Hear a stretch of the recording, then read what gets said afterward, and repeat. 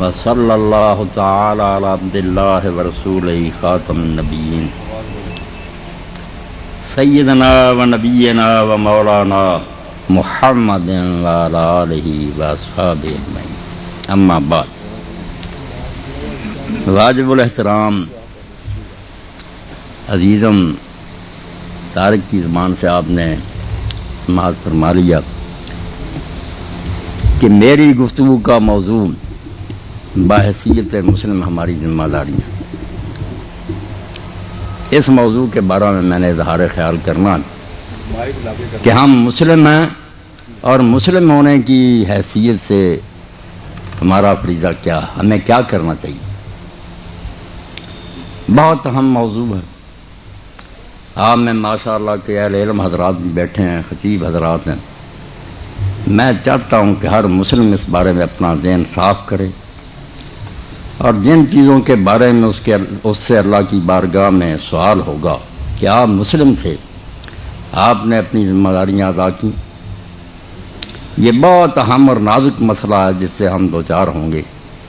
اس بارے میں ہر شخص کو یکسو ہونا چاہیے، کوئی مغالطہ کسی مسلم کو نہیں رہنا چاہیے کہ ہم کیا ہیں اور ہمیں کیا کرنا ہے۔ سب سے پہلی بات جو قرآن مجید کے مطالعہ سے ہر شخص کے سامنے آتی ہوئی ہے کہ مسلم صرف رسول کریم علیہ السلام کی امت کا نام نہیں ہے، بلکہ جب سے انبیاء علیہ السلام زمین پر تشریف لائے ان کا نام نہ نصارہ تھا نہ یہود تھا، یہ سب نام بعد میں گمراہ ہو کر لوگوں نے اپنے لیے رکھ لیے۔ اللہ کے سارے نبیوں کو ماننے والے مسلم کہلاتے تھے، ایک ہی نام تھا ان کا مسلم، اور دین اسلام ہی ہوتا تھا۔ مگر اب مسلم صرف وہ شخص کہلائے گا جو دو باتوں پر ایمان رکھے اور ان کا اعتراف کرے۔ اب دوسری امتیں مسلم نہیں رہی، وہ اپنے وقت میں مسلم ہی تھی، انبیاء نے انہیں دین اسلام ہی دیا تھا، مگر اب نہیں وہ مسلم، وہ غیر مسلم ہے۔ اب مسلم کی اصطلاح ٹرم صرف ان لوگوں کے لیے استعمال ہوگی جو دو باتوں کا اقرار کریں۔ ایک تو یہ مانے کہ یہ کائنات اتفاقاً وجود میں نہیں آ گئی، اس کا پیدا کرنے والا ایک الہ ہے، رب ہے جس نے اس دنیا کو پیدا کیا، وہ اس کو چلا رہا ہے۔ یہ دنیا اللہ کے بغیر نہیں، اس کا ایک خالق و مالک ہے۔ یہ جو لا الہ الا اللہ کا اقرار ہے یہ مسلم ہونے کے لیے پہلی شرط ہے۔ اب جو آدمی اس عقیدے کو تسلیم نہ کرے، جیسے نصارہ میں گمراہیاں پیدا ہو گئیں کہ وہ عیسیٰ علیہ السلام کو اللہ اور اللہ کا بیٹا، وہ نہیں مسلم رہے۔ مسلم کے لیے پہلی شرط یہ ہے کہ وہ لا الہ الا اللہ کو مانے۔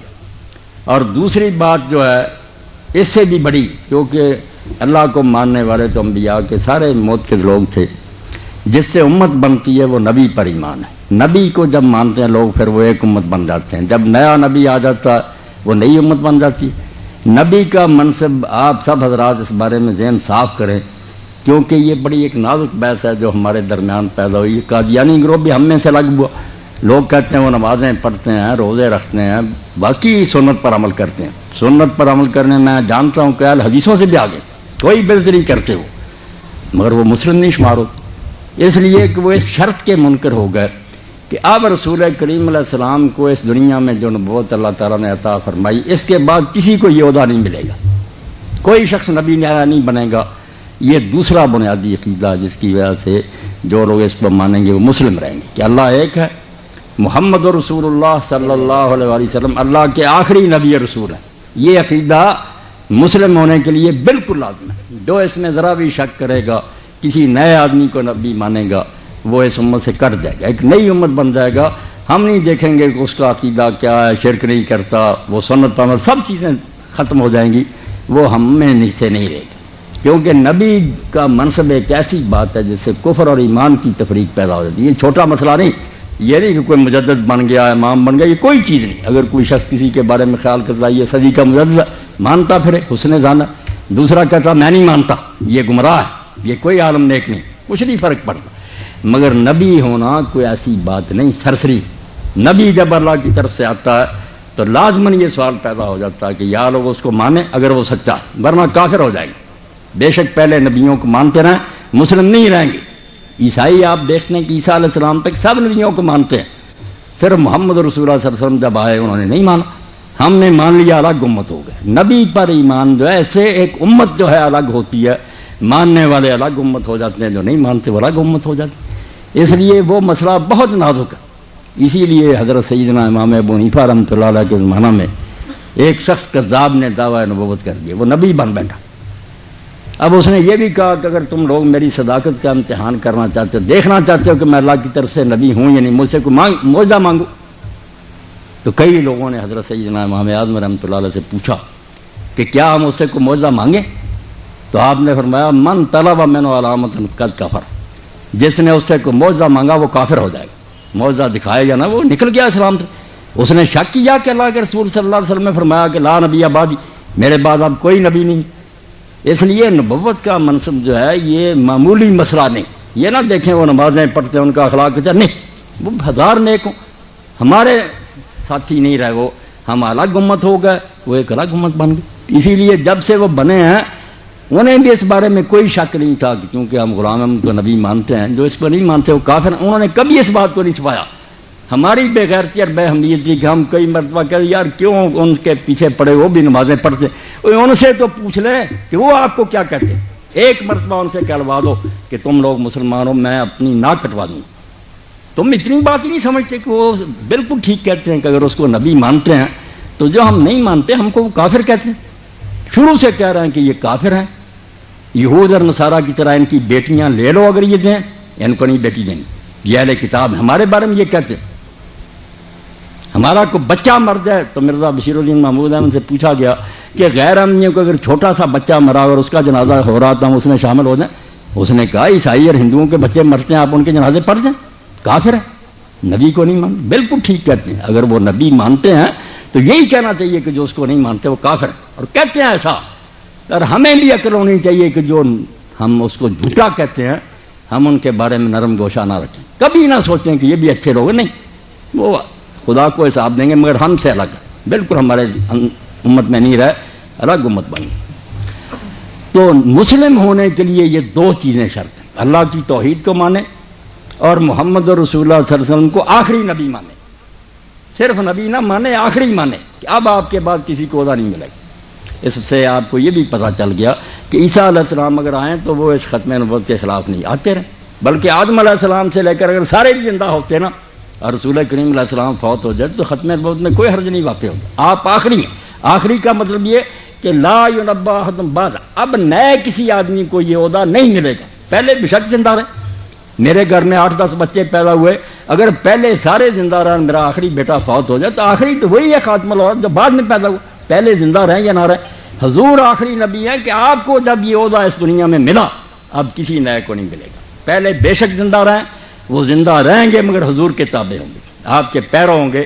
عیسیٰ علیہ السلام بھی آئیں گے، کوئی نیا دین نہیں لائیں گے، کوئی نئی شریعت نہیں لائیں گے، مسلمانوں کو آ کر بالکل نہیں یہ کہیں گے کہ ہم مجھ پر ایمان لاؤ، وہ اللہ کے سچے نبی مگر اس امت میں شامل ہو جائیں گے۔ حضور علیہ الصلوۃ والسلام کی امت کا امام ہوگا، جو فجر کی جماعت کھڑی ہوگی، اقامت ہو رہی ہوگی، عیسیٰ علیہ السلام تشریف لائیں گے، وہ کہیں گے امام صاحب یا روح اللہ تقدم تعال صلی اللہ، آؤ اللہ کے پیغمبر آپ آ گئے، نماز پڑھائیں۔ فرمایا نہیں، اللہ نے اس امت کو یہ شان بخشی ہے، نماز تم پڑھاؤ میں پیچھے پڑھوں۔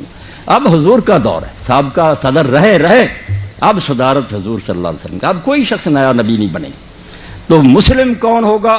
پہلے یہ واضح کرنا تھا کہ مسلم کی حیثیت سے پہلے مسلم تو سمجھے کہ اللہ کی توحید کو مانے اور حضور کو آخری نبی مانے، یہ جو بات مانتا ہے وہ مسلم ہے۔ اب مولوی حضرات بھی بیٹھے ہیں، سمجھ لیں کہ کوئی شخص جو یہ دو باتیں مانتا ہے اس کو آپ کافر نہیں کہہ سکتے۔ صاف سن لیں مجھ سے، جس نے بحث کرنی مناظرہ میدان میں آئے، وہ شیعہ ہو، وہ بریلوی ہو، وہ دیوبندی ہو، وہ اہل حدیث ہو، ان گروہ میں سے کوئی کافر نہیں۔ آپ گمراہ کہہ سکتے ہیں، غلط کہہ سکتے ہیں کہ اس کا یہ مسئلہ جو ہے نہیں ٹھیک، کافر نہیں کہہ سکتے۔ کافر وہی ہوگا جو ان دو باتوں میں سے کسی کا انکار کرے گا، اللہ کی توحید کا انکار کرے، محمد مصطفیٰ صلی اللہ علیہ وسلم کو آخری نبی نہ مانے، کافر نہیں ہو سکتا۔ یاد رکھیں آپ، اور اس امت کی شرادہ بندی کسی امام کی وجہ نہیں ہے، نہ کسی ولی کی وجہ سے کہ ہم فلاں ولی کو مانتے نہیں۔ ولیوں میں اختلاف ہے، کوئی کہتا ہے شیخ عبدالقادر جیلانی رحمۃ اللہ علیہ سب سے بڑے ولی ہیں۔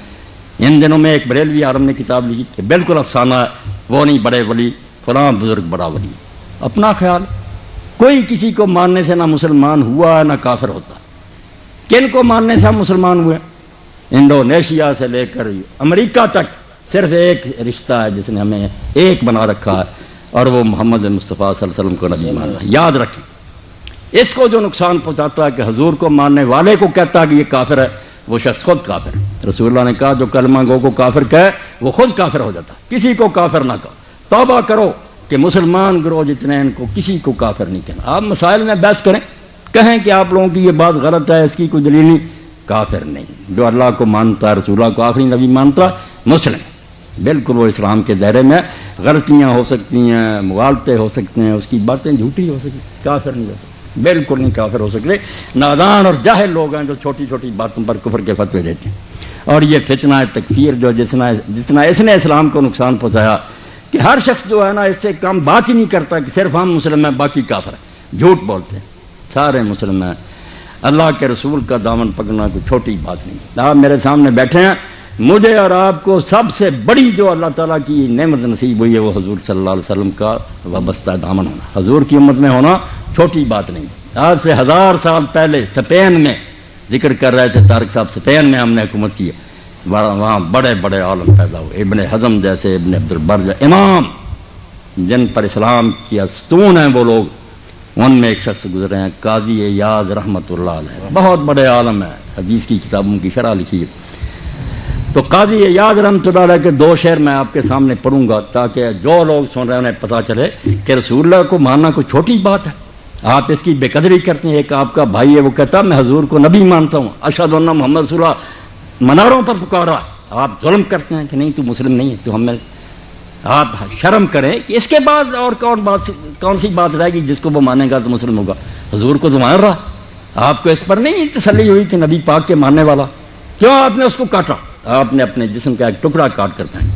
یہ سب علماء اور مولوی ظالم ہیں جو کفر کے فتوے دیتے ہیں، کوئی کافر نہیں، ایک ہی گروہ بتایا میں نے، یہ گالی نہیں کافر کی، سیدھی سی بات ہے کہ اگر قادیانیوں کو ہم کافر نہ کہیں تو ہمیں ماننا چاہیے کہ ہم کافر ہیں، اس میں ناراض ہونے کی بات نہیں۔ اگر وہ نبی ہے ہم نے نہیں مانا، ہم کافر ہو گئے، ٹھیک ہے بات۔ اور اگر وہ نہیں ہے، جنہوں نے مان لیا وہ نہیں مسلمان رہے، نبی سے امت بنتی ہے، تو جو رسول اللہ کو مان رہے ہیں وہ ایک امت ہے، بالکل ان میں 1000 جھگڑا ہو اختلاف، وہ عالموں کی باتیں، کافر نہیں ہو سکتے۔ اب قاضی اعجاز کیا فرماتے ہیں؟ سبحان اللہ، کیسی بات کہی انہوں نے قاضی اعجاز رحمۃ اللہ نے، یہی ہمارے ذہنوں میں نہیں بیٹھتا کہ حضور کوئی چھوٹی بات، اللہ اکبر، اس کائنات میں کوئی آپ جیسا پیدا ہوا نہ ہوگا، ایسا نبی اللہ نے ہمیں نصیب کر، اور ہم ان کا کلمہ پڑھ رہے ہیں۔ بھائی جو ایک ماں کی پیٹ سے پیدا ہوتے ہیں نا، وہ بھی اتنے بھائی نہیں جتنا حضور کو ماننے والے بھائی، وہ مشرق اور مغرب میں رہتے ہیں تو انہیں در دل مسلم مقام مصطفیٰ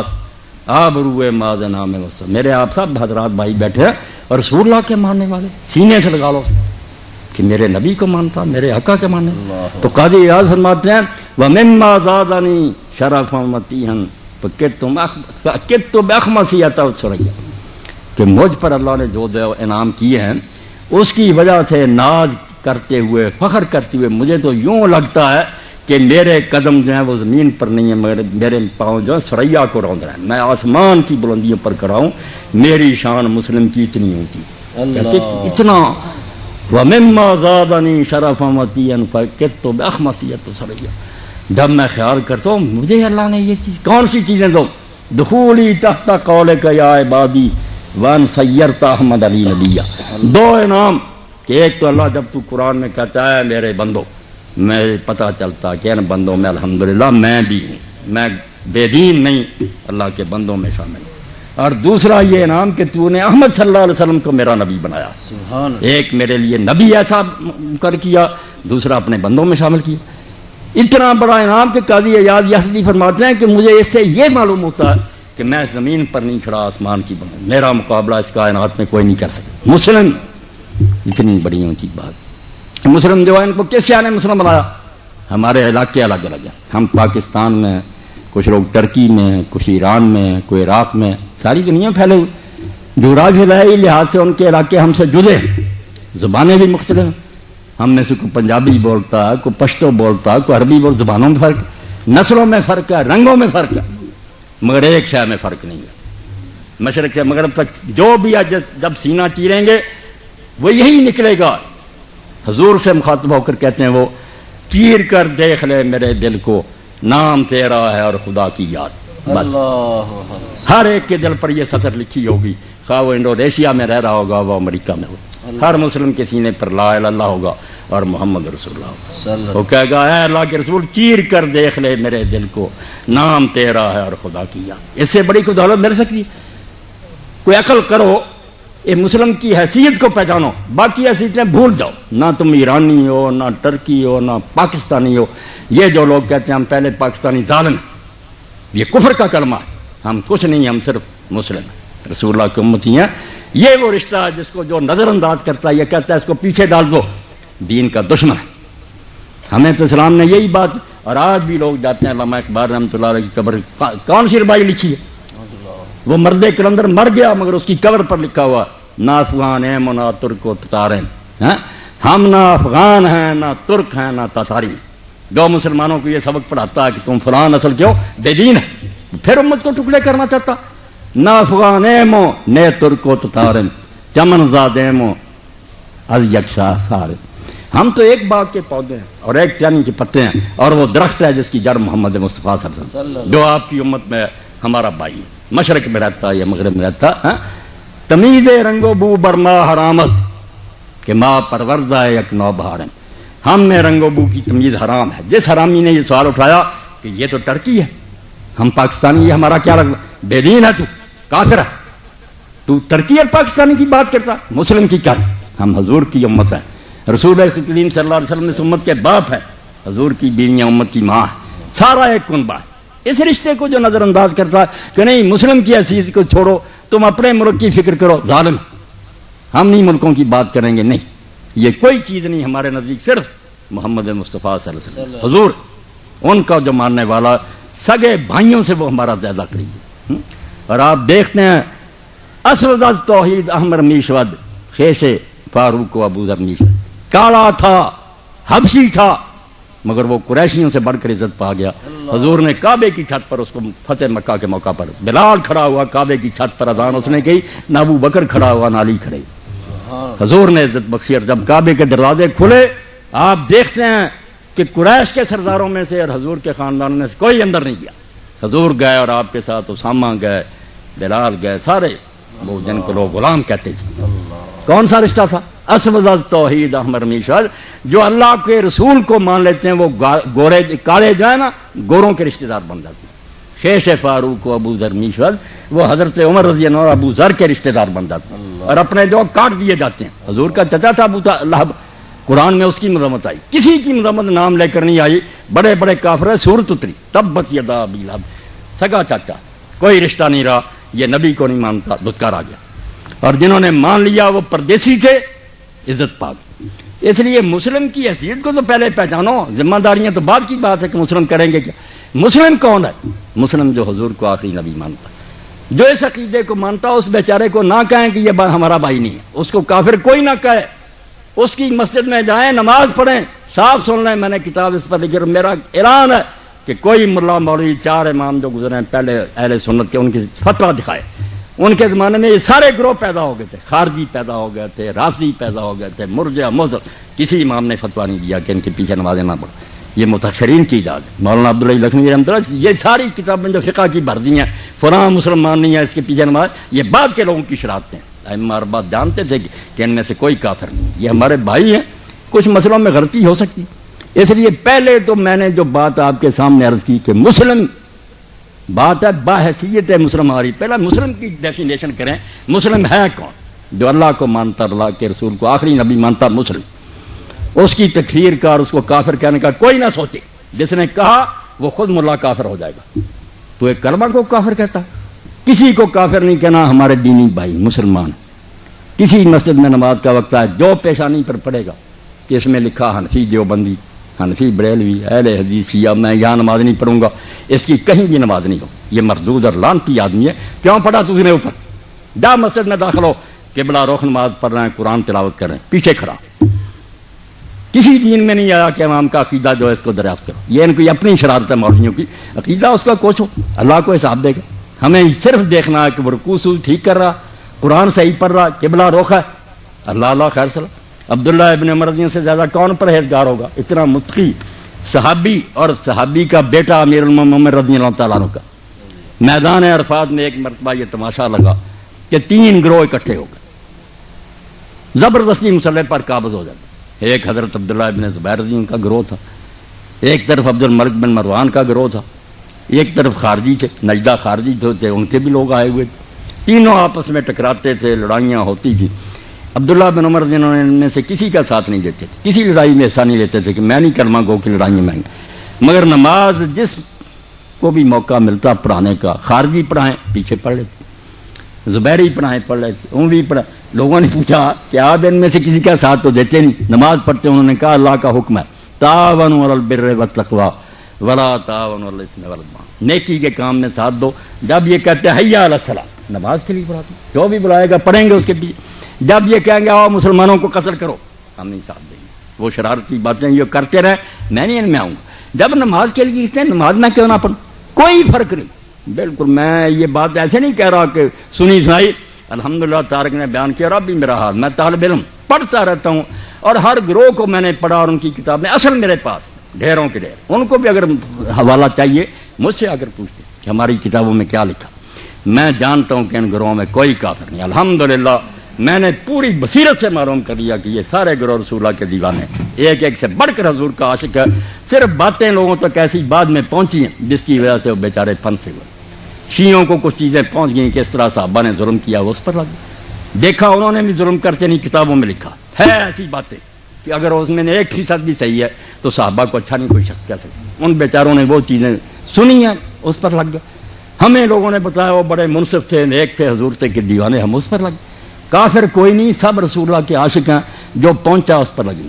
دل میں جگہ دے اس بات کو۔ آج میاں عبدالواحد صاحب کے گھر میں بات کر رہا ہوں، میں سمجھتا ہوں مجھ پر یہ ذمہ داری ہے، بالکل اللہ کی طرف سے امانت ہے کہ میں ایک لمحہ ضائع نہ کروں، آپ لوگوں تک صحیح بات پہنچا دوں کہ پورے پاکستان میں، پوری دنیا میں پہنچا دو انٹرنیٹ پر کہ کوئی کلمہ گو کافر نہیں ہے، یہ سب مسلم ہیں، بھائی ہیں۔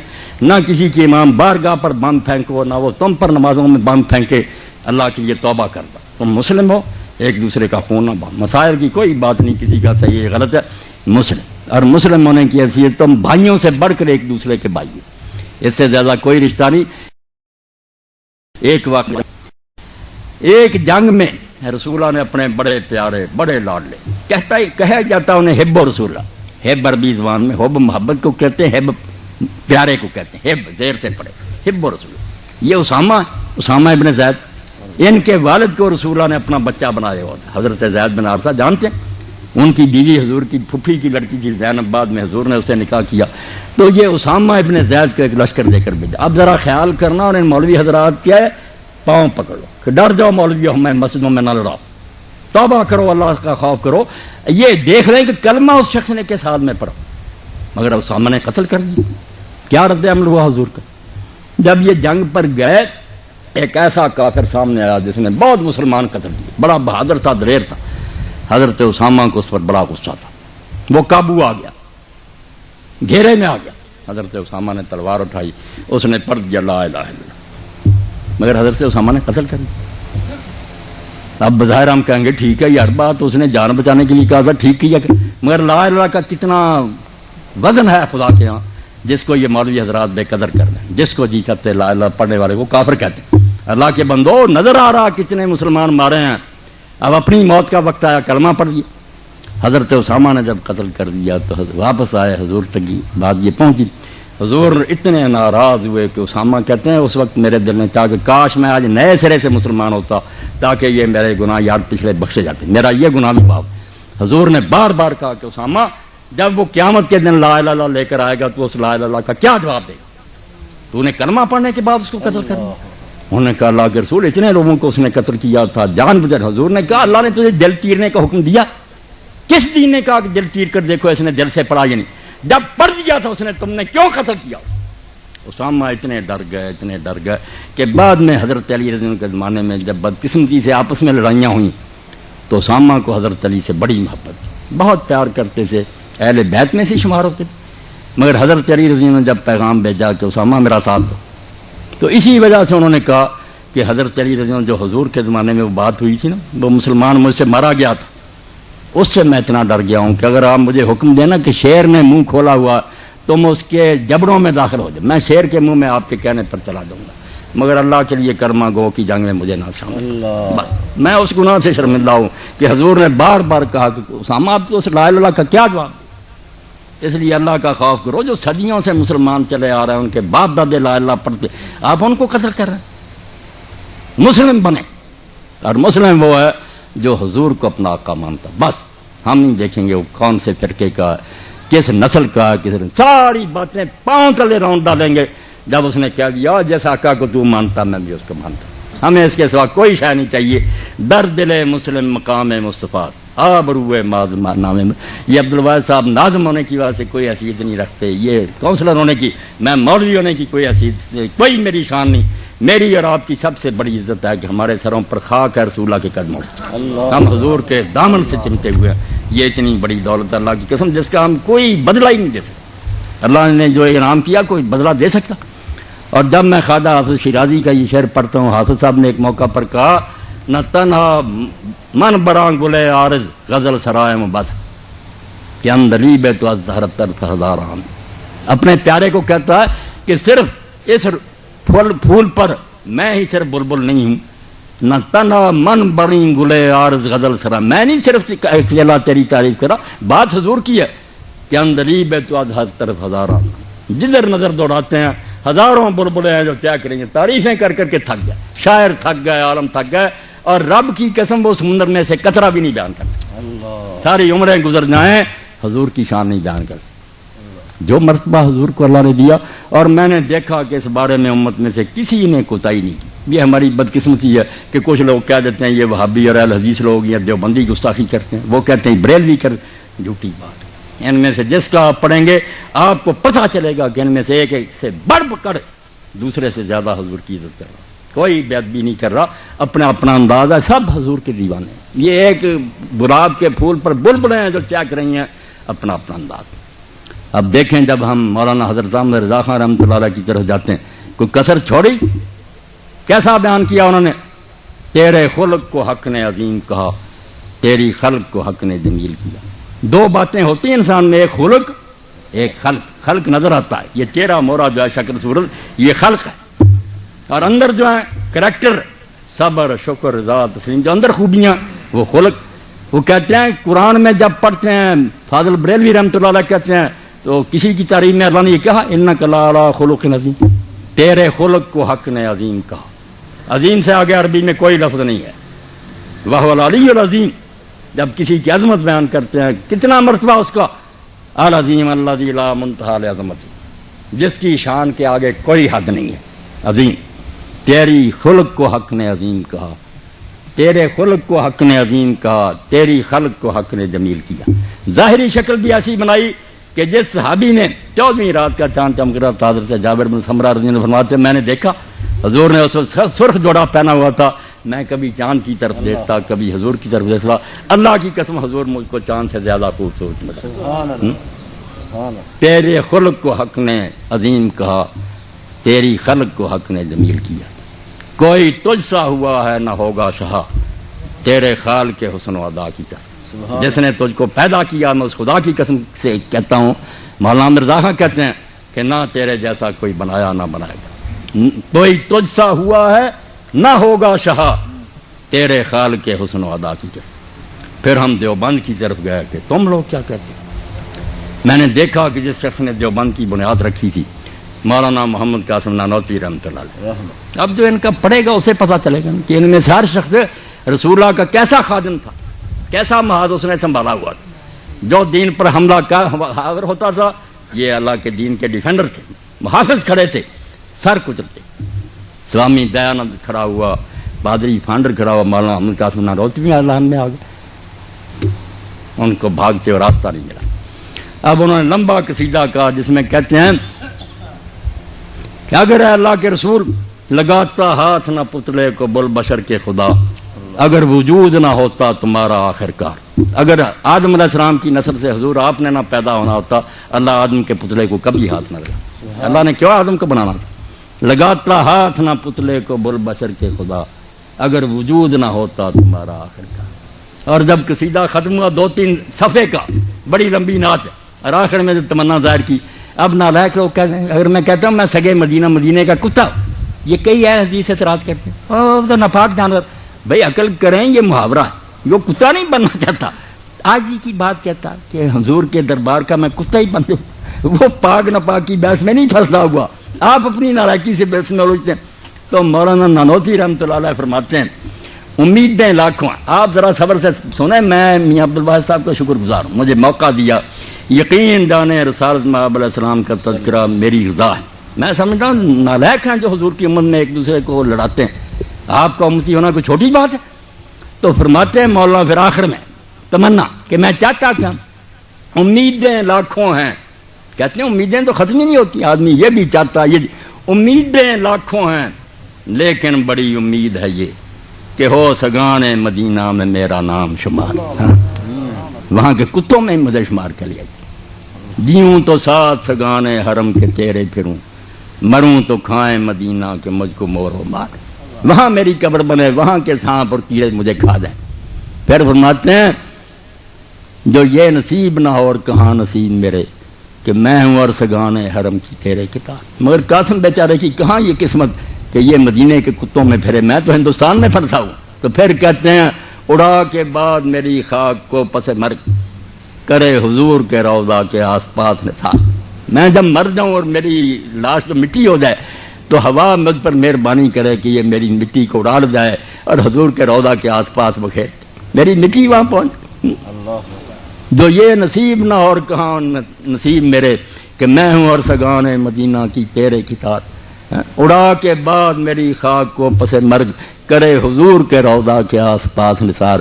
پھر بیچارے کہتے ہیں یہ بھی کیسے ہوگا، میں چاہتا ہوں مگر کہاں جائے گی میری مٹی. ولے یہ رتبہ کہاں مشت خاک قاسم کا کہ جائے کوچا ہے اتھر میں تیرے بن کے غبار. آخر میں کہتے ہیں بس اب درود پڑھ اس پر اس کی آل پہ تو کہ تا وہ خوش ہو اس سے تجھ سے اور اس کی اترتے تھا. بس درود پڑھ الہی اس پہ اور اس کی آل پہ بھیج، وہ رحمتیں کہ عدد کر سکے نہ ان کو شمار. کسی کمپیوٹر میں نہ آئے اتنے درود حضور پر نازل کر. سن لیا دیوبندی کا. پھر میں شیعوں کی طرف گیا کہ آپ لوگ کیا کہتے ہیں. اس کتاب کو دیکھا جو صحیح بخاری کے درجے کی ہے، کافی کو دیکھا، اصول کافی میں پڑھا. رسول کریم علیہ السلام کے حالات میں آیا کہ لوگوں نے امام جعفر الصادق علیہ السلام سے کہا کہ امام رسول کریم صلی اللہ علیہ وسلم کے بارے میں کیا کہتے ہیں آپ. انہوں نے کہا ہمارے دادا نے تو امیر المومنین علی علیہ السلام نے یہ فرمایا تھا ما برا اللہ نسمۃ خیر من محمد صلی اللہ علیہ وسلم. اللہ نے کوئی جان ایسی نہیں پیدا کی نہ زمین میں نہ آسمان میں جو محمد رسول اللہ سے بڑھ کر، حضور سے بہتر اللہ نے کوئی پیدا نہیں کیا. جو بنانا تھا نا رخ مصطفیٰ ہے وہ آئینہ، کیا بیسا دوسرا آئینہ، نہ ہماری چشم خیال میں نہ دکان آئینہ تھا. اللہ نے وہ سانچہ ہی توڑ دی. نہ آپ جیسا بنایا نہ بنائے گا، بالکل کوئی نہیں بنایا نہ بنائے گا. حضور کو بے مثال بنایا، اپنی کائنات میں ایسا بنا دیا جس کی کوئی نظیر اور مثال نہیں. بھوپال چلا گیا پھر میں، اور میں نے اس شخص کو دیکھا جس کی وجہ سے ہندوستان میں یہ تحریک اہل حدیث پھلی پھولی، جس کو اللہ نے موقع دیا کہ شاہ جہان بیگم جو ریاست بھوپال کی بیگم تھی، نواب تھی، انہوں نے اس سے نکاح کر لیا. سید نواب صدیق حسن خان ہم تو 300 سے زیادہ کتاب لکھی عربی میں، قرآن کی تفسیر حدیثیں، اور سارے اس ملک میں نیل اوتار فتح الباری انہوں نے لا کر چھپا کر لوگوں کو. ان کا سیدھا نفس تیب دیکھا کہ نواب صاحب آپ کیا کہتے ہیں حضور؟ لم یخلق اللہ القدیر عدیلہ فی عزت و فضیلت و ضیائی. اللہ نے رسول اللہ کے برابر کا کوئی پیدا نہیں کیا، جو شان اور مرتبہ حضور کو دے دیا کسی کو نہیں. جدھر دیکھا لوگ حضور کے دیوانے نظر آئے. اس پھول پر بلبلیں جو ہیں طواف کرتی نظر آئیں. کوئی گستاخ نہیں نظر آیا، کوئی گمراہ نہیں نظر آیا. یہ لوگوں کی تنگ ظرفی اور دماغ کی تنگی ہے کہ اپنے گھروں میں بیٹھے ہیں کہ ہم ہی مسلم ہیں، دوسرے مسلم نہیں، سب مسلم. آپ اس کنویں کے مینڈک کی طرح نہ رہیں، نکلے اس کنویں سے سمندر میں چلے جائیں، سب نظر آئیں گے کہ بڑے بڑے عالم ہیں، تہجد گزار ہیں، اولیاء اللہ ہے، شیعوں میں بریلویوں میں کوئی کافر نہیں ہے. مسائل ایسے ہی کسی کو جو پہنچا بیچارہ سمجھ رہا کہ حضور نے یہی فرمایا، کوئی وہی نہیں آ رہی کسی کو، نہ حضور مل رہا ہے کہ فیصلہ ہو جائے کہ آپ نے رفع یدین چھوڑ دیا تھا یا نہیں چھوڑ دیا تھا. جن بیچاروں کو پتا چلا آپ آخر تک کرتے رہے، وہ اپنے باپ کی سنت سمجھ کر کرتے. انہوں نے کہا حضور کرتے رہے، کیوں اجر نہیں ملے گا؟ جو نہیں کرتا وہ بیچارہ کہتا ہمیں تو علماء نے بتایا کہ حضور پہلے کرتے تھے بعد میں چھوڑ دیا. اب یہ بات صحیح ہے یا غلط، یہ علماء فیصلہ کرتے. پھر ایک آدمی نے اگر چھوڑ دیا کہ علماء کہتے ہیں یار حضور نے چھوڑ دیا، اس بیچارے کی نیت کا اس کو اجر ملے گا یا نہیں ملے گا؟ اللہ ظلم کرے گا؟ دیکھے گا کہ اس بیچارے کو یہی خبر ملے گی. میرے حضور کا یہی پتہ چلا تھا, وہ جو کر رہا ہے سمجھ کر یہی کر رہا ہے کہ رسول اللہ کا یہ عمل. اس لیے ناراض نہ ہوں, دل تنگ نہ کریں. ایک ہی سب میں کھڑے ہیں, آپ رفع ذہن کر رہے ہیں, وہ نہیں کر رہے, خوش ہو جائے, آپ کا دل پھول کی طرح کھل جائے کہ یار ایک نمونہ حضور کا میرے پاس ہے, دوسری تصویر اس کے پاس. کوئی ناراض نہیں ہونا چاہیے, بلکہ اگر سفیان ابن عیینہ کی طرح کریں, میرا مشورہ یہ مولوی مان لیتے تو ہر عالم جو تھا وہ کبھی رفع ذہن کرتا, کسی نماز میں چھوڑ دیتا. اہل حدیث بھی اسی طرح کرتے, دیوبندی بھی اس پر آ جائے, اور اس سے کوئی اسلام نہ ان کا برباد ہوتا, حضور کی ساری سنتوں پر عمل ہو جاتا. کوئی نہیں آپ نے نہ بند کیا نہ چھوڑا.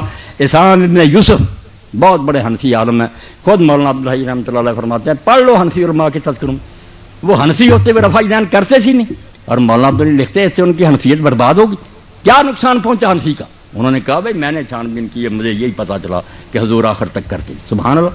میں صرف یہ کہہ رہا ہوں کہ آپ چھوٹی باتوں کی وجہ سے اس رشتے کو نہ قطع کریں جس نے ہم کو جوڑ رکھا ہے. حضور کو ماننے کی وجہ ہم ایک ہے, اس پر کینچی نہ چلائیں. جو آپ کو ملتا آپ اس پر عمل کریں, دوسرے بھائی کو بھی جینے دیں. آپ دل کھلا کریں کہ وہ بھی الحمدللہ حضور کا طریقہ سمجھ کر رہا ہے, میری اس کی کیا دعوت. بالکل خوش ہونا چاہیے. اب ذمہ داری کی کیا بات ہے؟ ذمہ داریاں تو بہت ہیں, مگر ایک بات میں کہوں گا, جو اصولی ذمہ داری جس کو ہم بھولے ہوئے, علماء بھی, آپ بھی, لیڈر بھی, وہ ذمہ داری کیا؟ یہ جو ہے کہ نیک بنو, سچ بولو, یہ ساری امتوں کو حکم سے. مگر ایک کام جو ہمارے ذمہ لگا نا, بحیثیت مسلم کہ رسول اللہ آخری نبی ہو گئے, وہ بوجھ میرے اور آپ کے کندھوں پر آ گیا, جس کو ہم بھولے ہوں, جس کی پوچھ ہوگی اللہ کی عدالت میں. یہ نماز اور روزے نہیں اتنے پوچھے جائیں گے جتنی یہ بات پوچھی. اس کی طرف کوئی جان نہیں کرتا کہ نبی کیوں آتے تھے. رسول مبشرین منذرین لئلا یکون للناس حجۃ اللہ بعد الرسل. اس لیے رسول اور نبی آئے ہیں کہ قیامت کے دن کوئی بندہ اللہ کی عدالت میں یہ نہ کہہ سکے کہ مجھے دین نہیں پہنچا تھا, مجھے تو اطلاع ہی نہیں ہوئی تھی, اس لیے میں کیسے عمل کرتا. اللہ نے پہنچا دیا, بالکل نوٹس دروازے دروازے پر چشمہ کر دیا کہ یہ باتیں تمہارے لیے ناجائز ہیں. اب نبی ہو گئے بند, مگر لوگ تو پیدا ہونے بند نہیں نہ ہوئے.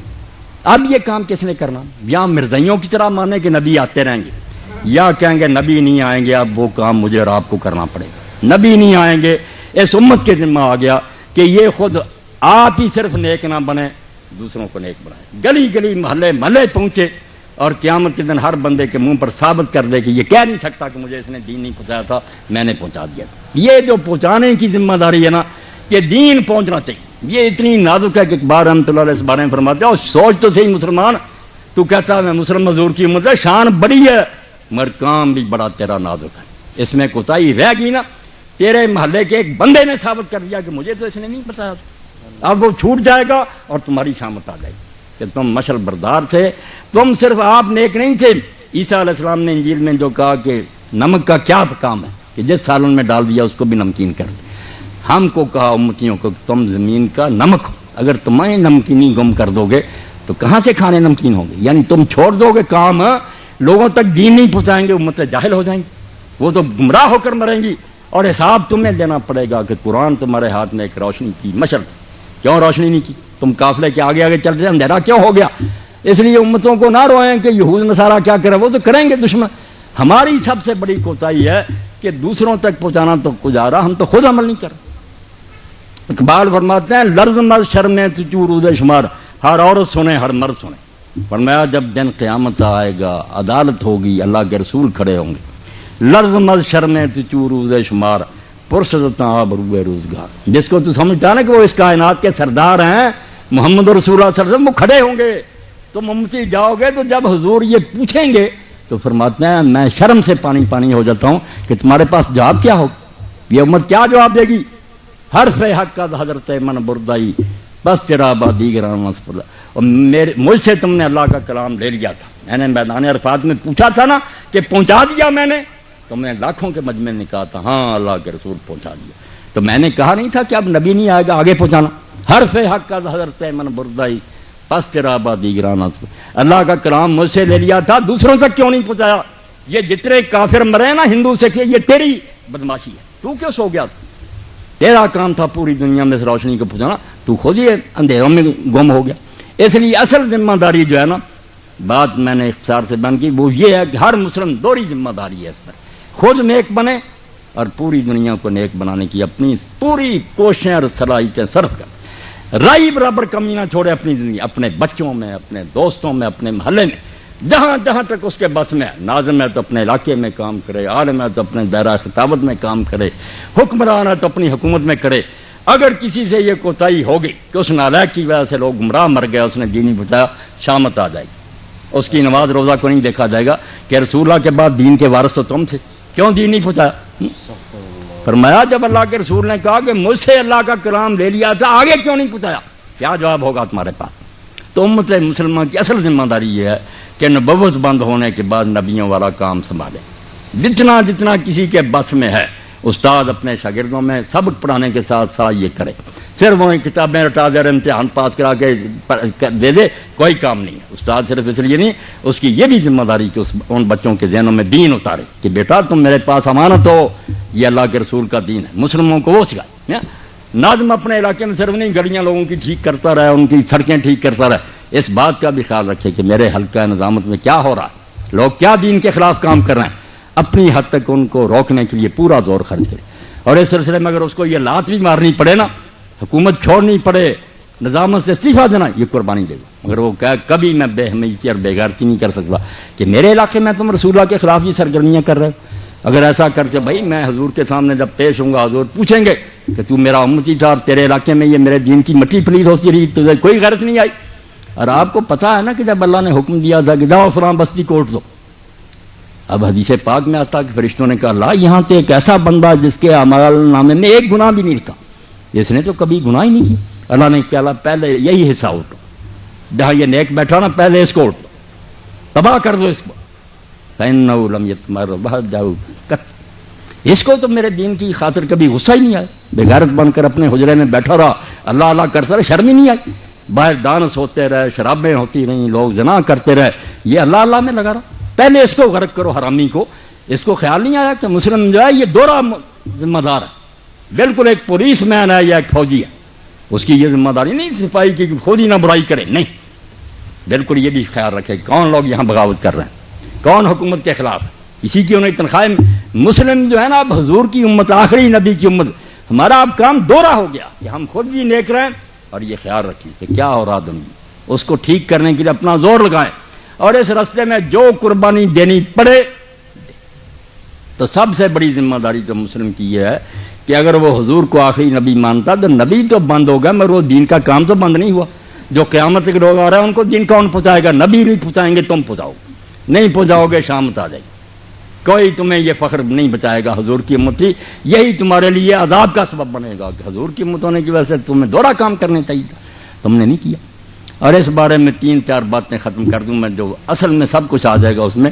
ایک بات تو یہ ہے کہ ہم دل سے حضور کے سچے ہونے کی گواہی دیں، جس کو ایمان کہتے ہیں۔ پہلی شہادت ہے قلبی، کسی مسلمان کے دل میں دین کی کسی بات کے بارے میں شک نہیں ہوتی۔ میں نے دیکھا پڑھے لکھے بچوں سے باتیں کر کے سب میرے پاس آتے ہیں، اپنے اشکال میں نے معلوم کر لیا کہ الحاد پھیل رہا، وہ زبان سے نہیں کہتے، بالکل ان کے استادوں نے، پروفیسروں نے ان کو بے دین کر دیا، وہ رسول اللہ کو جھوٹا سمجھتے ہیں، قرآن کو جھوٹا سمجھتے ہیں، طرح طرح کے اعتراض اور شک ان کے دل میں پیدا کر دیا۔ یہ اسکول اور کالج جو نا یہاں حرامی بیٹھے ہوئے شیطان کے بچے جو پروفیسر کہلاتے ہیں، ڈاکٹر، سب خبیث بیری ہیں، مرد ہیں، ان میں سے تھوڑے ہیں نیک، زیادہ شک پیدا کرتے ہیں کہ قرآن میں یہ کیا لکھا ہے، حضور نے کیا، یا ظالم جو مسلمان بچوں کو شک میں مبتلا کر، یہ تو پہلا ہی کام مسلم کا ختم ہو گیا۔ مسلم کی پہلی ذمہ داری ہے کہ اگر وہ مسلم ہے تو اپنے دل سے گواہی دے کہ آسمان اور زمین کی ہر شے اپنی راہ سے ٹل سکتی ہے، مگر جو محمد رسول اللہ کی زبان سے نکلا وہ غلط نہیں ہو سکتا۔ یہ پہلی بات ہے مسلم ہونے کی حیثیت سے، اس کی ذمہ داری ہے کہ جس محفل میں بیٹھے اور کوئی بکواس شروع کرے کہ قرآن کی آیت میں یہ، اس کی زبان بند کر دے کہ کتے کیوں بھونکتا ہے، قرآن غلط نہیں ہو سکتا، بکواس نہیں میں سننا چاہتا۔ اللہ نے قرآن میں کہا کہ جس محفل میں قرآن کا مذاق اڑایا جا رہا ہو، دین سے ٹھٹھے اور وہاں نہ بیٹھو، اور اگر تم بیٹھے ہو میں تم کو انہیں لوگوں میں شمار کروں گا، تم بے غیرت ہو کر یہ باتیں سنتے رہتے۔ تو پہلی بات جو ہے کہ دل سے گواہی دو، میں بھی دوں، آپ بھی اپنے دل کو ٹٹول لیں کہ کبھی ایسا تو نہیں ہوتا کہ کوئی آیت لوگ پڑھتا ہے کہ میرے دل میں آتا کہ یار یہ تو بات نہیں صحیح، مت ہو اگر یہ پیدا ہو گیا یہ تو شیطانی بس تھا۔ ایمان اس کا نام ہے کہ دیکھا ابو جہل نے کہ ابو بکر صدیق رضی اللہ عنہ کو ڈگمگانے کا آج موقع، یہ مانتا نہیں، آج یہ حضور کو چھوڑ دے گا۔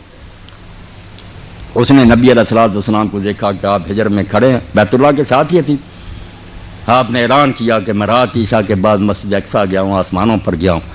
اس نے کہا آپ یہ بات کہیں گے لوگوں کے سامنے؟ یہ ابو جہل نے سوچا کہ 2 مہینے تو بیت المقدس تک جاتے لگتے ہیں اونٹوں پر، پھر رات آسمان، یہ پاگل ہو گیا اور یہ جھوٹا. اب وہ حضرت ابو بکر صدیق رضی اللہ عنہ سے ملا. اس نے کہا ابو بکر تیرا ساتھی ہے وہ تو یہ کہہ رہا کہ میں رات گیا ہوں مسجد اقصیٰ اور وہاں سے آسمانوں پر گیا. انہوں نے کہا وہ کہتا ہے یہ بات.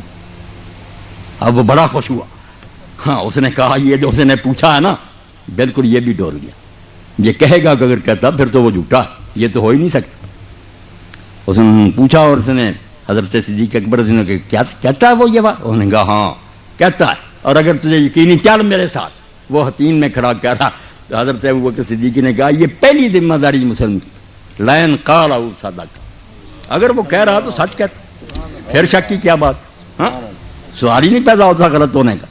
یہ ایمان ہے، اس میں ہی ہم اب ڈگمگا رہے ہیں. نعوذ باللہ، اس تعلیم نے ہمارا بیڑا غرق کر دیا. پڑھے لکھے بچے استاد شک میں پڑے ہوئے کہ نہیں قرآن میں تو ہے مگر نہیں یہ ماننے والی بات نہیں. اور بھائی مسلم ہونے کی حیثیت سے تو ذمہ داری ہے تمہاری کہ ساری دنیا شک کرے، تم کہہ دو کہ نہیں سارا جہان جھوٹا ہو سکتا، قرآن نہیں جھوٹا ہو سکتا، محمد رسول اللہ صلی اللہ علیہ وسلم جھوٹے نہیں ہو سکتے. یہ پہلی ہے گواہی جو دل سے دینی، اور دوسری گواہی زبان سے کہ جس محفل میں بیٹھو جہاں موقع ملو تم اعلان کرتے جاؤ کہ دین نے یہ کہا، اسلام نے پہنچاؤ اس کو. اور تیسری ذمہ داری گواہی، پھر عمل سے اس کو سچا ثابت کرنا. دل سے مانو، زبان سے اعلان کرو، پھر وہ کرو پریکٹیکلی. اور یہی بات امام جعفر صادق علیہ السلام نے کہی. ہم بات کرتے ہیں زبانوں سے، میں بھی زبان سے کرتا ہوں، بچے کانفرنس سے، اور اثر خاک بھی نہیں ہوتا، کوئی نہیں بدلتا، کسی پر اثر نہیں، کیونکہ منہ سے ہو رہی بات، کرتا نہیں کوئی، مولوی تک نہیں کرتا. اب اثر کیا ہو؟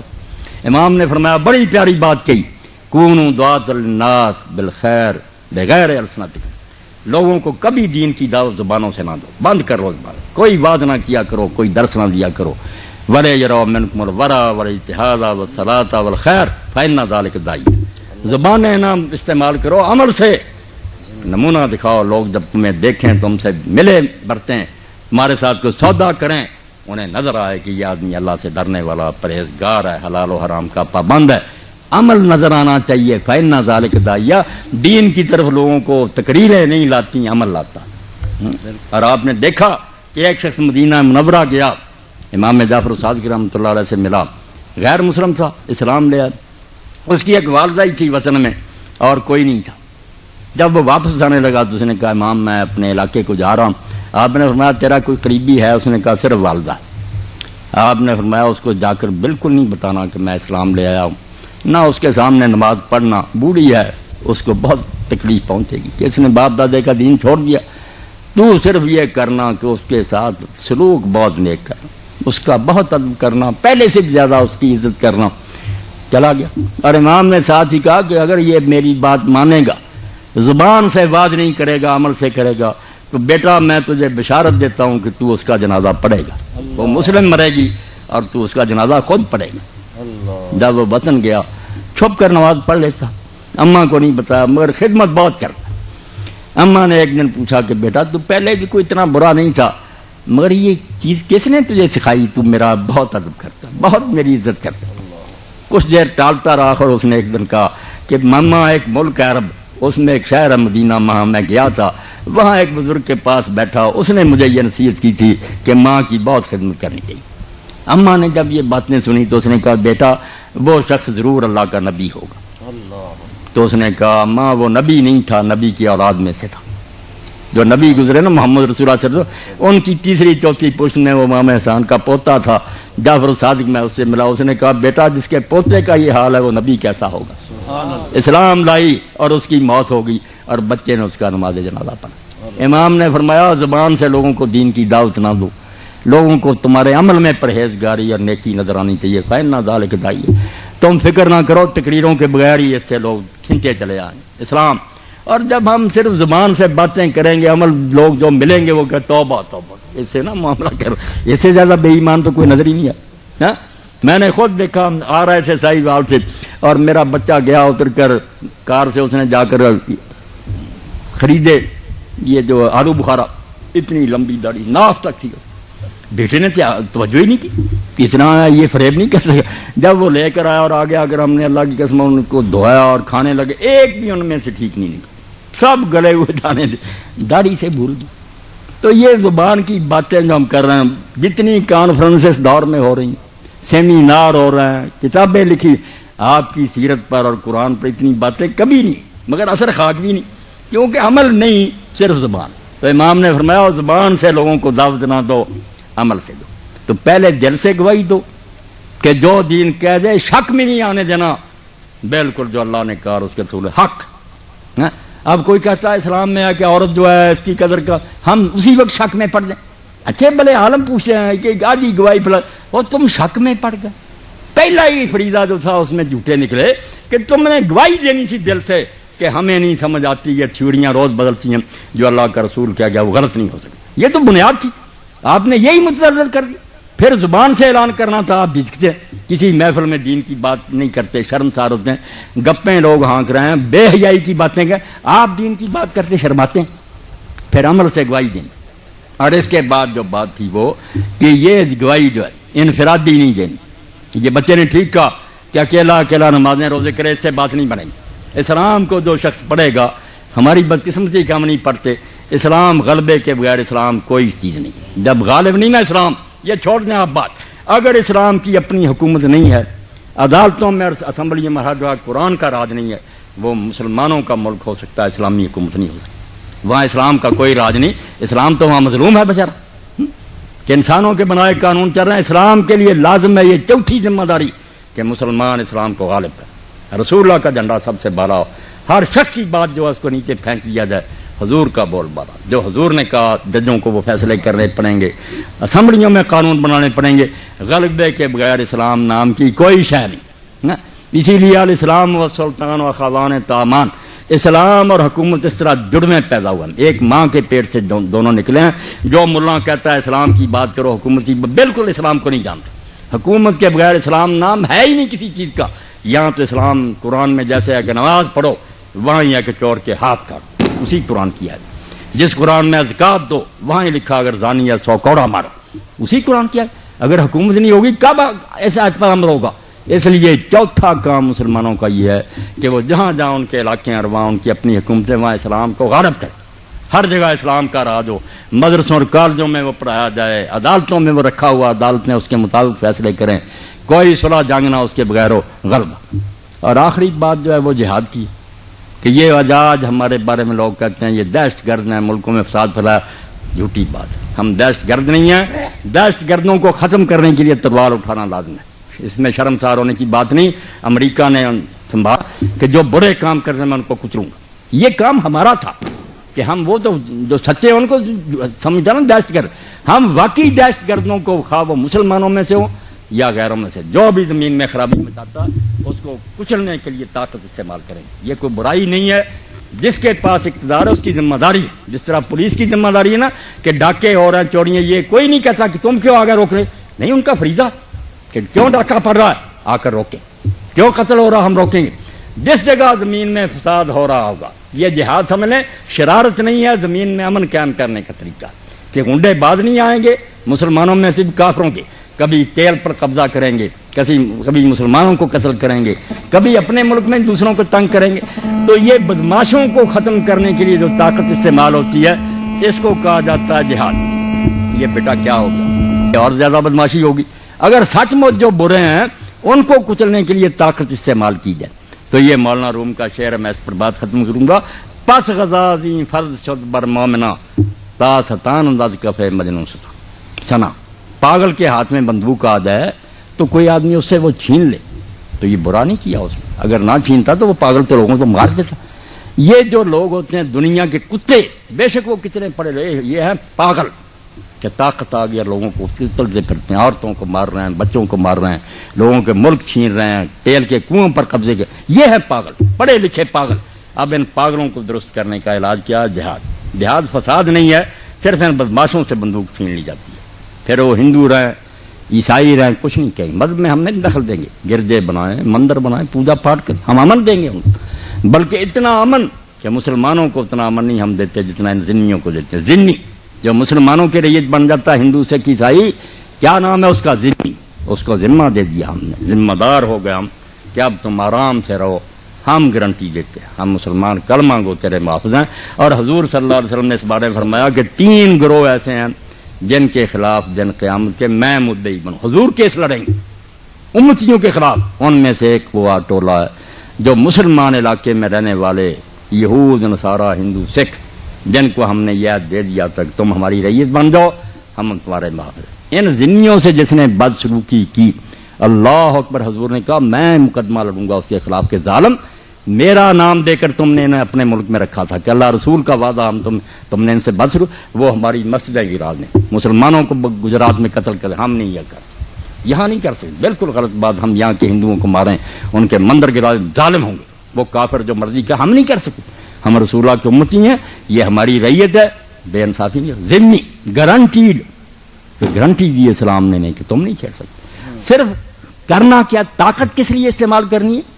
جو حرامی ہیں جنہوں نے زمین میں فساد برپا کر رکھا، ان سے طاقت چھین لینی کہ غیر مسلم رہو، رعایا بن جاؤ، امن سے رہو، جس مذہب میں رہنا چاہتے ہو، مگر یہ اجازت نہیں دیں گے کہ ہم خدا کی زمین میں تم فساد برپا کرو، لوگوں کے ملک چھین لو، ان کی عورتوں کو مارو. یہ نہیں ہونے دیں گے. جیسے پولیس اور فوج آ کر یہ بدماشیاں روکتی ہے نا، کوئی نہیں ان کو کہتا کہ یہ کیوں بندوقیں چلا رہے ہیں. سب جانتے کہ یہ نہ ہوں گے تو امن کیسے ہوگا. مسلمان آپ یقین کر لیں، جو ہم خدا کی فوج ہے، بغیر تنخواہ کے فوج دی ہے اللہ کے.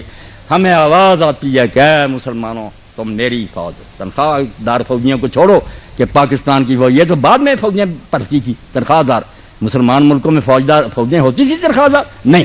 ہر آدمی کے دروازے پر گھوڑا بندہ ہوتا تھا، اس کے پاس تلوار ہوتی تھی. جب آواز آتی تھی کہ مسلمانوں فلاں علاقے میں فساد پھیل گیا، وہاں بدماشی شروع ہو گئی، مسلمان نکلتے گھوڑوں پر سوار ہو جاتے تلواریں بدماشی کرنے کے لیے، بدماشی روکنے کے لیے. جیسے فوج آتی ہے مداخل کر رہی، تو ہمارا جہاد جو رومی فرماتے ہیں، جہاد اس لیے مومنوں پر فرض ہوا کہ اگر پاگروں کے ہاتھ میں نیزے آ گئے تو ان سے چھین لو، بدماشوں سے طاقت چھین لو کہ ان کو ظلم نہ کریں.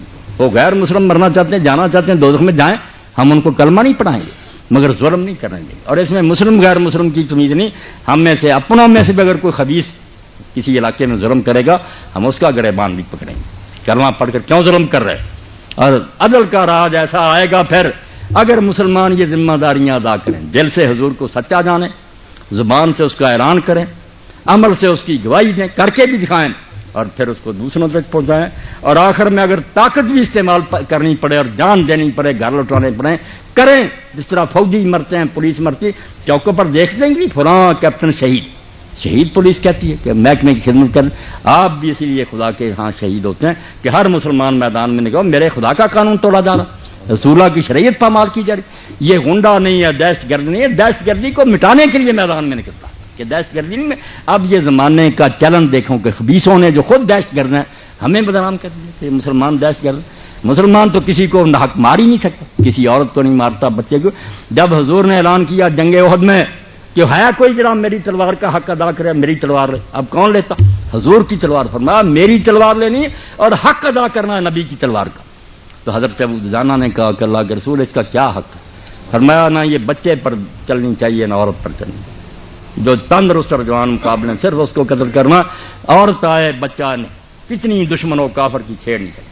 اب کافر کو تو حرامزادے کو پرواہ ہی نہیں، عورتوں کو مارنا بچوں. مگر مسلمان بیچارہ اتنا پابند ہے دین کا، اللہ کا سپاہی اور فوجی کہ عورتیں سامنے آتی نہیں تلوار بند کریں، بچہ سامنے آیا نہیں اس کو کریں. بوڑھا آ گیا، درویش خان قوم گردوں بیٹھے، فرمایا نہیں ان بیچاروں کو کیا چھڑنا ہے، بات کر میدان میں جو سامنے آیا شاسوار اس سے نکلا.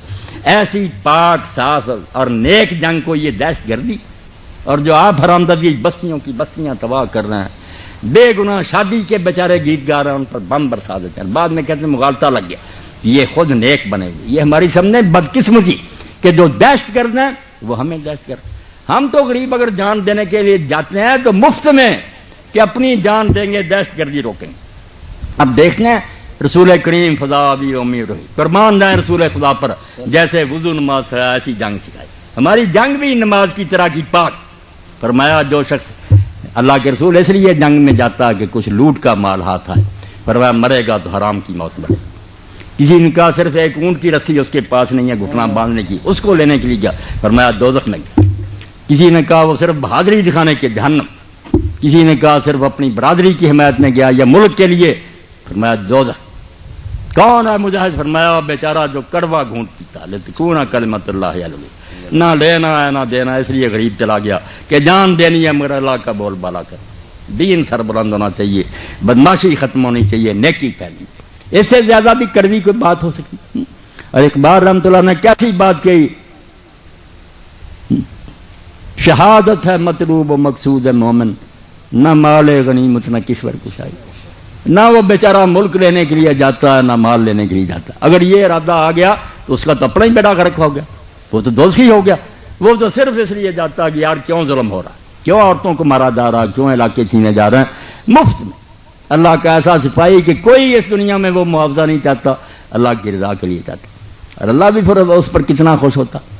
اب عقائد عالم صلی اللہ علیہ وسلم آپ جانتے ہیں، قربان جائیں ہماری جانیں آپ پر قربان، حضور سے بڑھ کر کو ہے، مگر آپ نے صرف ایک شے کی خواہش کی، صحیح بخاری دیکھ لیں دوسرے۔ اب اللہ کو یہ منظور نہیں تھا، حضور اگر قتل ہو جاتے کافر تالی بجا دیتے کہ اللہ کا آخری نبی مارا گیا، اللہ کی ٹیم ہار گئی، نہیں، آخری نبی قتل نہیں ہو سکتا، مگر حضور نے کہا کہ میرا یہ جی چاہتا، میری یہ تمنا ہے کہ میں اللہ کے راستے میں قتل ہوں، پھر زندہ ہوں، پھر قتل ہوں، پھر زندہ ہوں، بار بار میں اللہ کے راستے میں شہید ہوں، اس سے زیادہ مزیدار موت کوئی نہیں ہے، حضور چاہتے رہے۔ اب شہید غریب کو لوگ دہشت گرد کریں تو اس پر رو ہی سکتے ہیں، افسوس ہی کر سکتے ہیں کہ ہماری نالائقی کی وجہ سے جو لوگ اللہ کی رضا کے لیے اپنے جانے دیتے پھرتے تھے کہ ہم ظلم کو روکیں گے، ان غریبوں کو ٹیررسٹ کہہ دیا۔ آپ آبادیاں تباہ کر رہے ہیں، آپ کے کارنامے تو ابھی تک وہاں جاپان میں موجود ہیں، کس نے بم چلائے تھے وہاں ہیروشیما اور ناگا سے، آج تک وہاں لاکھوں مر گئے، بچے پیدا ہو رہے ہیں معذور، آپ نے تو وہ کارنامے کیے، بے گناہوں پر بم پھینکے، اور ہمیں کہتے ہیں مسلمان دہشت گرد ہے۔ ہمیں رونا آتا ہے کہ ہمارے اپنوں نے جو کیا نا، اس پر آپ ختم کر لیں بات کو، گلائے جفائے وفا نما کہ حرم کو اہل حرم سے، مسلمانوں نے جب بدسلوکی دین کے ساتھ کی، میں نے اور آپ نے، کافروں کا تو کیا رونا، ان کا تو گلا ہی کوئی نہیں، گلائے جفائے وفا نما کہ حرم کو اہل حرم سے، کعبہ جس سے رو رہا کہ تم میرے ماننے والوں نے جو کیا، کروں بت کدے میں اگر بیاں تو کہے صنم بھی ہری ہے۔ علامہ کہتے ہیں میں اگر بت خانے میں جا کر سناؤں تو بت بھی بیچارے روئیں گے کہ توبہ توبہ توبہ، کلمہ گو نے یہ کیا اسلام، ہم نے دین کے ساتھ ظلم کیا کہ اپنے گھروں میں گھس گئے اور بادہ مالیاں کرے، کوئی برا کرتوت ایسا نہیں جو ہم میں نہیں ہے، کاروبار میں ہم بے ایمان ہیں، فریب کرتے ہیں، ساری دنیا کہتی ہے یار مسلمانوں سے مال نہ منگواؤ، دھوکہ باز۔ جس امت کا یہ کام تھا کہ لوگ دیکھیں اور گھر میں بیٹھے کہیں کہ یار مسلمان دھوکہ نہیں کر سکتے، مسلمان جھوٹ نہیں بول سکتا، ہمارے کرتوتوں نے اس دین کو بدنام کیا۔ گلائے جفائے وفا نما کہ حرم کو اہل حرم سے، کروں بت کدے میں اگر بیاں تو کہے صنم بھی ہری۔ بس آخری ایک نظم ہے علامہ اقبال کی، اس سے دو چار شعر، نیازی صاحب بھی میرے دوست ہیں، کئی صاحب ادب لوگ۔ علامہ کہتے ہیں بانگے درا میں کہ میرا دل جو ہے گھومتا رہتا، سوچ کے ذریعے سمجھائی بات، ہمیشہ صورت باد سر آوارہ رہتا ہوں، محبت میں ہے منزل سے بھی بڑھ کر زیادہ پیمائی، میرا دل گھومتا رہتا، سوچ و بچار میں کرتا ہوں، تو کہاں پہنچ گیا پھر؟ سمجھانی بات تھی، انداز اختیار کیا نا، دل بیتاب جا پہنچا دیار پیر سنجر میں، میسر ہے جہاں درمان درد ناش کے بعد، پھرتا پھرتا میرا دل گھومتا گھومتا پیر سنجر کے دربار چلا گیا، حضرت خواجہ معین الدین چشتی رحمۃ اللہ علیہ، دل بیتاب جا پہنچا دیار پیر سنجر میں، میسر ہے جہاں درمان درد ناش کے بعد، کہ جتنے بیچارے بے کسل وہاں جا کر جب فریاد کرتے ہیں، اپنی باتیں سنا، دل کو کچھ سکون تو مل جاتا کہ اللہ کے بندے کے سامنے آئے، دیکھا کہ جب یہ یہاں آئے تھے پرتھی راج تھا، سارے ہندو تھے، وہاں بیٹھ گیا اجمیر نے، کتنے دکھ کیلے مگر دین پھیلا دیا۔ تو وہاں کہتے ہیں جب میں بات کرنے لگا، ابھی بولا نہیں تھا، ابھی ناش نائے لب تا حرف گفتگو میرا، ابھی زبان پر بات نہیں آئی، چاہتا تھا میں بات کروں مگر آواز کیا قبر سے آئی، آواز تو نہیں آئی، سمجھا رہے ہیں نا، بات سمجھانی ہوتی ہے بزرگوں کی زبان سے، ابھی ناش نائے لب تا حرف گفتگو میرا، تو کیا آواز آئی تھا، یہ مرکز سے صدائی حرم کے، سن لیں میں اور آپ، اب کعبہ چیخ رہا ہے، روضہ رسول سے یہ آواز آ رہی ہے، ہم کان بند کر رہے ہیں، تو الگ بات، شرم کرنی چاہیے کہ اللہ رسول کتنے ناراض ہیں ہم سے۔ تو کہتے ہیں پیر سنجر کے سامنے جب میں کھڑا ہوا، یہ مرکز سے صدائی حرم کے رہنے والوں کو، شکایت تجھ سے ہے اے تارک آئین آبائی، تو نے اپنے سلف کا طریقہ چھوڑ دیا، تو صحابہ اور تابعین کے دین پر نہیں رہا، اس لیے تجھ سے حرم بیزار، مکہ ناراض ہو گیا، تو حج کرتا پھر عمرہ کرتا پھر کچھ نہیں، تجھے کچھ نہیں ملتا، لعنت ملتی۔ یہ مرکز سے صدا آئی حرم کے رہنے والوں کو، شکایت تجھ سے ہے تارک آئین آبائی۔ کون سا دین لیے پھرتا تو؟ نہ صحابہ والا دین، نہ وہ جہاد، نہ کوئی نہیں، کوئی کرتوت نہیں تیرا۔ پھر کہتے ہیں تیرا کیس کیوں کر ہو گیا جوش جنون ٹھنڈا، کہ لیلا میں تو ہے اب تک وہی انداز لیلائی، دین میں تو وہی حسن ہے، حضور اسی طرح خوبصورت ہے، مگر تیرا شوق ٹھنڈا ہو گیا۔ مسجدیں ویران ہے، بازار بڑے، اذان ہوتی ہے، آپ دیکھتے ہیں 1000 میں سے ایک آدمی اٹھ کر جاتا، باقی کافر ہیں، حضور کو نہیں مانتے۔ یہ اذان انہیں پتہ نہیں حضور نے دلوائی ہے، نہیں جاتے، اس لیے کہا تیرا کیس کیوں کر ہو گیا، اور تو مجنون بنا ہوا تھا، تیرا قیس کیوں کر ہو گیا جوش جنوں ٹھنڈا، کہ لیلا میں تو ہے اب تک وہی انداز لیلائی، نہ حرف لا الہ تیری زمین شور سے پھوٹا۔ جیسے کلر زمین ہے نا، وہاں لوگ بیج بوتے نہیں اگتا، ختم رسایا مسلمان تیرا دل بھی کلر ہو چکا، اس میں لا الہ نہیں اگتا، توحید نہیں سماتی، دین کا کوئی نہیں اگتا۔ نہ حرف لا الہ تیری زمین شور سے پھوٹا، زمانے بھر میں رسوا ہے تیری فطرت کی ناز آئی۔ ساری دنیا میں دہائی مچ گئی کہ مسلمانوں کے دل بانجھ ہو چکے، ان میں کوئی خیر باقی نہیں رہا، کافر بھی تانے دے رہے ہیں، مسلمان بھی دیکھ رہے ہیں، واقعی کرتوت کوئی نہیں رہا۔ پھر کہتے ہیں تجھے معلوم ہے غافل، یہ آج کی تقریر کا آخر، تجھے معلوم ہے غافل کہ تیری زندگی کیا ہے۔ اے مسلمان کبھی سوچا بے وقوف کہ تو کیا بن چکا ہے؟ فخر کرتا میں حضور کا امتی ہوں، نہیں، تجھے معلوم ہے غافل کہ تیری زندگی کیا ہے۔ کنشتی ساز معمور نواحا ہے کلیسائی، ساز جو تیرا ہے وہ یہودیوں کا بنایا ہوا، جو اس میں نغمے بھرے ہوئے ہیں وہ عیسائیوں کے، تو کافروں کی باتیں تیرے دل میں سما گئیں، اسلام کوئی نہیں رہا۔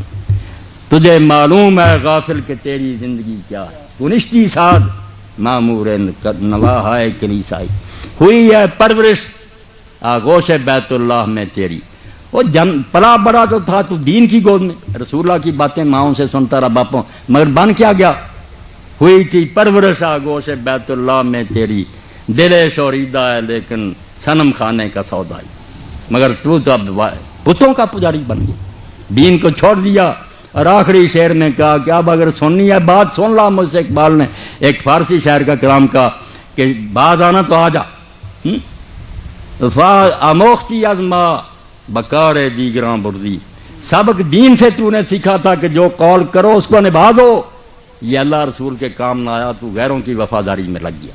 وفا موختی ازما بکار دیگراں بردی، ربودی گوہر ازما نثار دیگراں کر دی۔ موتی ہم سے لیا اللہ کے دین سے کہ بات پر آدمی کو پورا اترنا چاہیے، مگر تو کفر کی خدمت میں پورا اترا، ان کی خدمت تو پوری کی، جو کافروں نے کام تیرے ذمہ نبھا دیا، مگر جو اللہ رسول نے کہا نثار دیگراں کر دی، دوسروں کی خدمت میں موتی لوٹا دیا، اللہ کے رسول کا تو باغی اور نافرمان ہو گیا۔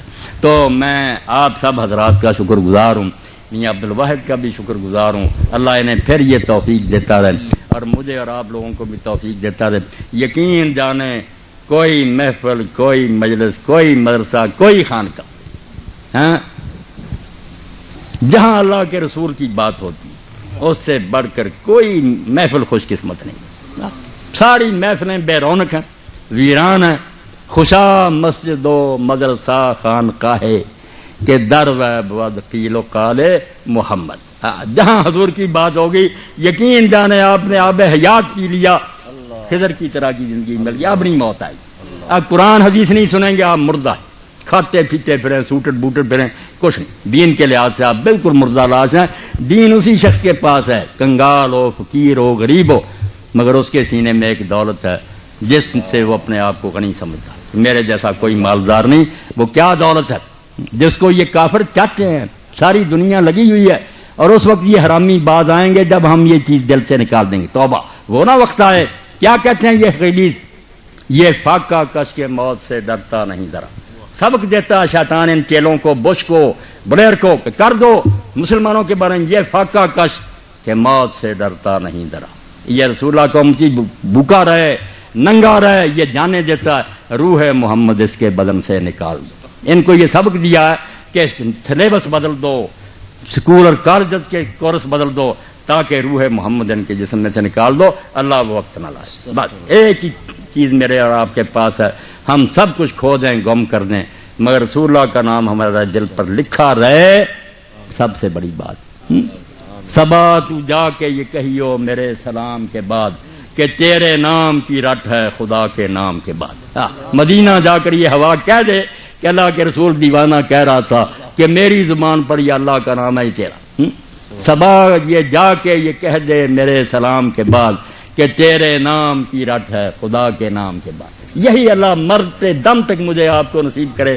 آپ میرے بھائی ہیں بہن، میری دعا اپنے لیے بھی آپ کے لیے کہ اللہ سب کچھ ہم سے چھن جائے تو کوئی نہیں، ہم تیری رضا پر راضی ہیں، مگر اپنے فضل و کرم سے مرتے دم تک ہمارے دلوں میں جو رسول پاک کی محبت ہے یہ نہ چھیننا، ہم ایسے نہ محروم ہو جائیں۔ ہم مفلس ہیں، کنگال ہیں، ہمارے پاس کچھ نہیں رہا، ہماری سلطنتیں جاتی رہیں، ہمارے ملک چھن گئے، مگر ایک چیز ہم اپنے دل میں لیے بیٹھے ہیں کہ تیرے رسول کے دیوانے ہیں، یہ نہ ہم کہیں موتی کھو بیٹھیں، ورنہ ہم سے زیادہ بدقسمت کوئی نہیں ہوگا۔ وآخر دعوانا الحمدللہ رب العالمین وصلی اللہ تعالی علی خیر خلقہ سیدنا و مولانا محمد وآلہ وصحبہ اجمعین۔ جزاک اللہ۔